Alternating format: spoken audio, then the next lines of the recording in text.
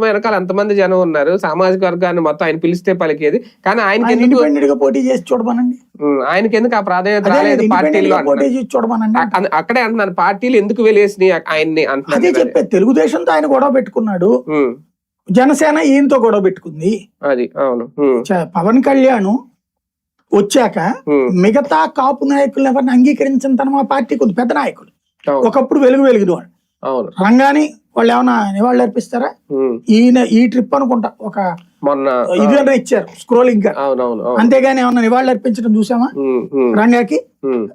కాపుల్లో మొట్టమొదట అంటే ఆయన అందరి వాడు అంటారు, కానీ కాపులు మావాడు అని ముందు చేసుకున్న మొట్టమొదటి నాయకుడు మంగవీటి రంగ.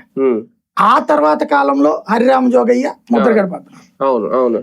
ఈ పవన్ కళ్యాణ్ ఈ ముగ్గురికి ఏమన్నా హై ప్రయారిటీ ఇస్తాడా?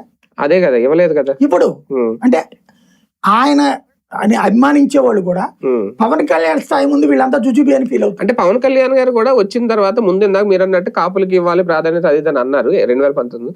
తర్వాత ఇప్పుడు హరిరామ జోగయ్య గారు కూడా ఫస్ట్ లో లేఖలే రాసేవారు అలా ఉండాలి.